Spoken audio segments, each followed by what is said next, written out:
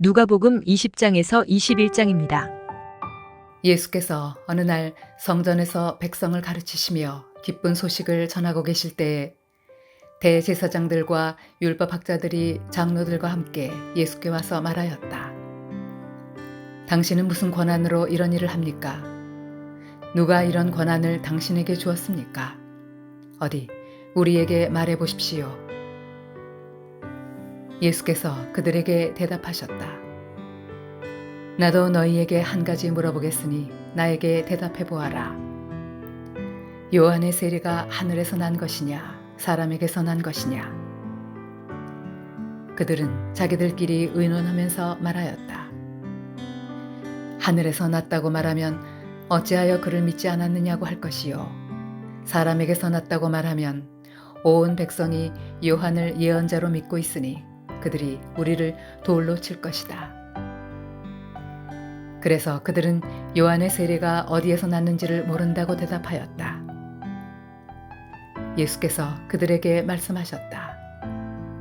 나도 무슨 권한으로 이런 일을 하는지를 너희에게 말하지 않겠다. 예수께서 백성에게 이 비유를 말씀하셨다. 어떤 사람이 포도원을 만들어서 농부들에게 세로 주고 오랫동안 멀리 떠나 있었다.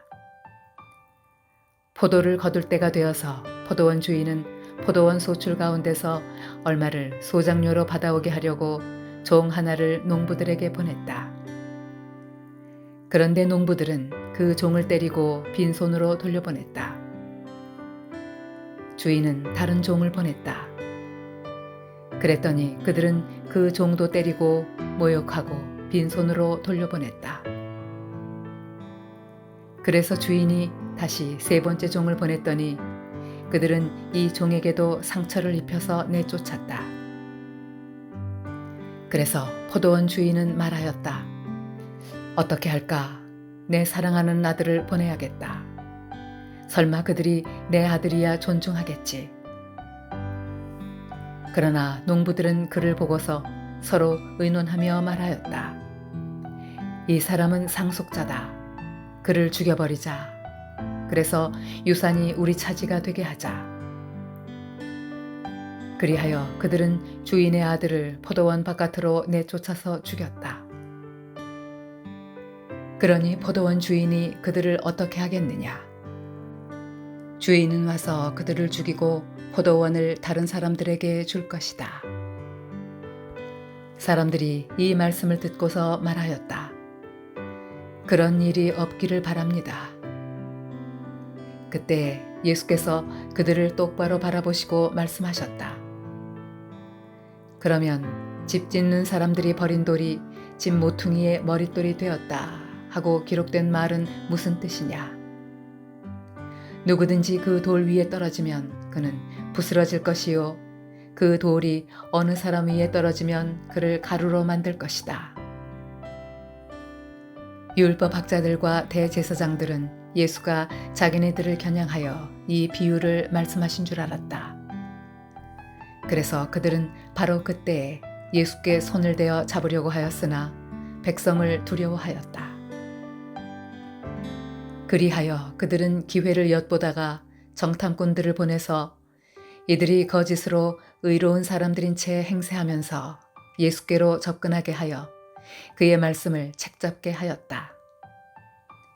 그렇게 해서 그들은 예수를 총독의 지휘권과 사법권에 넘겨주려고 하였다. 그들은 예수께 이렇게 물었다. 선생님, 우리는 선생님이 바르게 말씀하시고 가르치시고 또 사람을 겉모양으로 가리지 않으시고 하나님의 길을 참되게 가르치고 계시는 줄 압니다. 우리가 황제에게 세금을 바치는 것이 옳습니까? 옳지 않습니까? 예수께서는 그들의 속셈을 알아채시고서 그들에게 말씀하셨다. 데나리온 한 잎을 나에게 보여다오. 이 돈에 누구의 얼굴상과 글자가 새겨져 있느냐? 그들이 대답하였다. 황제의 것입니다. 예수께서 그들에게 말씀하셨다. 그러면 황제의 것은 황제에게 돌려주고 하나님의 것은 하나님께 돌려드려라. 그들은 백성 앞에서 예수의 말씀을 책잡지 못하고 그의 답변에 놀라서 입을 다물었다. 부활이 없다고 주장하는 사두개파 사람 가운데 몇 사람이 다가와서 예수께 물었다. 선생님, 모세가 우리에게 써주기를 어떤 사람의 형이 자식이 없이 아내를 남겨두고 죽으면 그 동생이 그 형수를 맞아들여서 뒤를 이을 아들을 자기 형에게 세워주어야 한다 하였습니다. 그런데 7 형제가 있었습니다. 마지가 아내를 얻어서 살다가 자식이 없이 죽었습니다.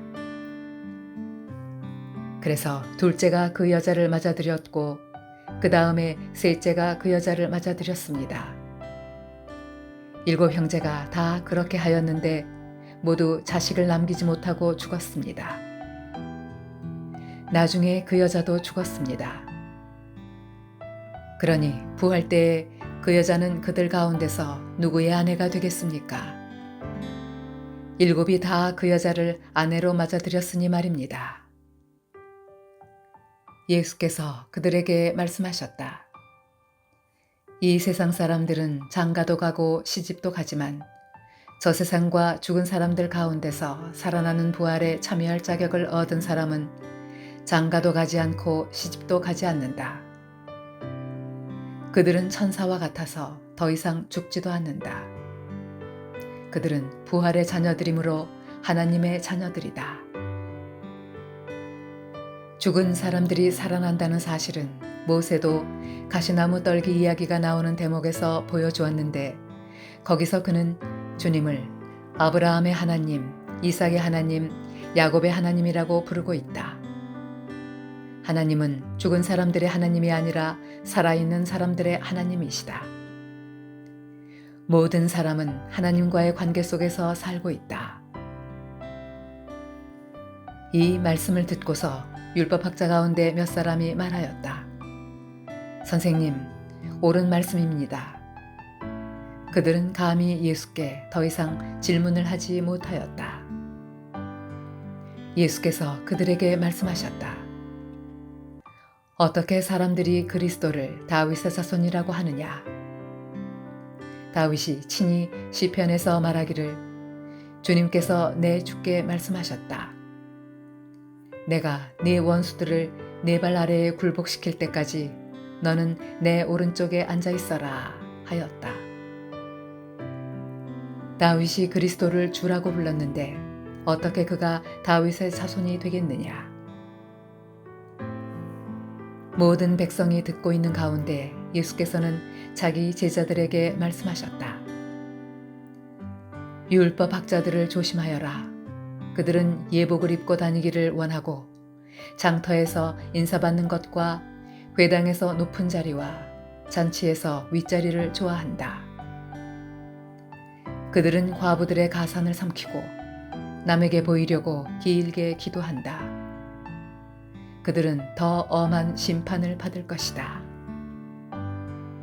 예수께서 눈을 들어 부자들이 헌금궤에 헌금 넣는 것을 보시고 또 어떤 가난한 과부가 거기에 랩돈 2잎을 넣는 것을 보셨다.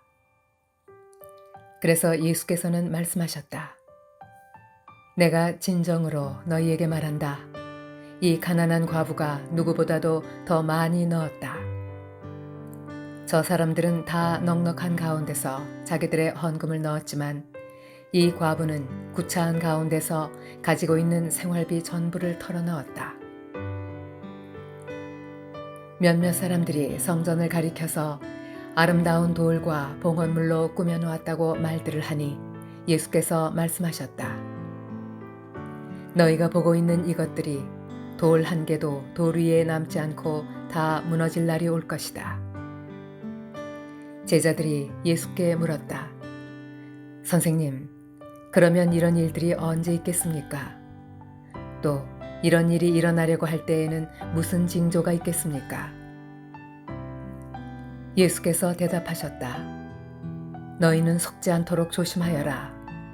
많은 사람이 내 이름으로 와서 말하기를 내가 그리스도다 하거나 때가 가까이 왔다 할 것이다. 그러나 그들을 따라가지 말아라. 전쟁과 난리의 소문을 듣더라도 두려워하지 말아라. 이런 일이 반드시 먼저 일어나야 한다. 그러나 종말이 곧 오는 것은 아니다. 그때 예수께서 그들에게 말씀하셨다. 민족이 일어나 민족을 치고 나라가 일어나 나라를 칠 것이다. 큰 지진이 나고 곳곳에 기근과 역병이 생기고 하늘로부터 무서운 일과 큰 징조가 나타날 것이다. 그러나 이 모든 일이 일어나기에 앞서 사람들이 너희에게 손을 대어 박해하고 너희를 회당과 감옥에 넘겨줄 것이다. 너희는 내 이름 때문에 왕들과 종족들 앞에 끌려갈 것이다. 그러나 이것이 너희에게는 증언할 기회가 될 것이다. 그러므로 너희는 변호할 말을 미리부터 생각하지 않도록 명심하여라. 나는 너희의 모든 적대자들이 맞서거나 반박할 수 없는 구변과 지혜를 너희에게 주겠다. 너희의 부모와 형제와 친척과 친구들까지도 너희를 넘겨줄 것이요. 너희 가운데서 더러는 죽일 것이다. 너희는 내 이름 때문에 모든 사람에게 미움을 받을 것이다. 그러나 너희는 머리카락 하나도 잃지 않을 것이다. 너희는 참고 견디는 가운데 너희의 목숨을 얻어라. 예루살렘이 군대에게 포위당하는 것을 보거든 그 도성의 파멸이 가까이 온 줄 알아라. 그때 유대에 있는 사람들은 산으로 도망하고 그 도성 안에 있는 사람들은 거기에서 빠져나가고 산골에 있는 사람들은 그 성 안으로 들어가지 말아라. 그때가 기록된 모든 말씀이 이루어질 징벌의 날들이기 때문이다. 그날에는 아이 뵌 여자들과 젖먹이가 딸린 여자들은 화가 있다. 땅에는 큰 재난이 닥치겠고 이 백성에게는 무서운 진노가 내릴 것이다. 그들은 칼날에 쓰러지고 뭇 이방 나라의 포로로 잡혀갈 것이요. 예루살렘은 이방 사람들의 때가 차기까지 이방 사람들에게 짓밟힐 것이다. 그리고 해와 달과 별들에서 징조들이 나타나고 땅에서는 민족들이 바다와 파도의 성난 소리 때문에 어쩔 줄을 몰라서 괴로워할 것이다. 사람들은 세상에 닥쳐올 일들을 예상하고 무서워서 기절할 것이다. 하늘의 세력들이 흔들릴 것이기 때문이다. 그때 사람들은 인자가 큰 권능과 영광을 띠고 구름을 타고 오는 것을 볼 것이다.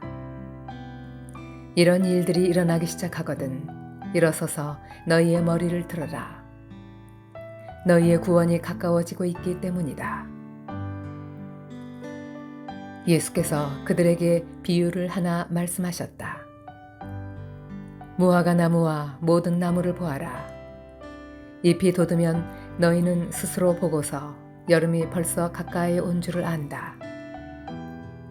이와 같이 너희도 이런 일들이 일어나는 것을 보거든 하나님의 나라가 가까이 온 줄로 알아라. 내가 진정으로 너희에게 말한다. 이 세대가 끝나기 전에 이 모든 일이 다 일어날 것이다. 하늘과 땅은 없어질지라도 내 말은 절대로 없어지지 않을 것이다.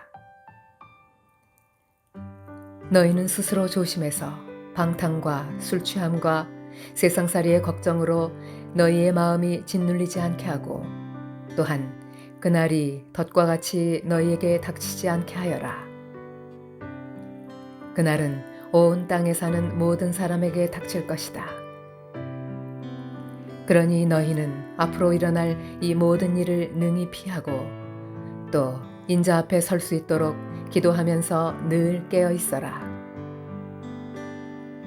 예수께서는 낮에는 성전에서 가르치시고 밤에는 나와서 올리브산이라고 하는 산에서 지내셨다. 그런데 모든 백성이 그의 말씀을 들으려고 이른 아침부터 성전으로 모여들었다.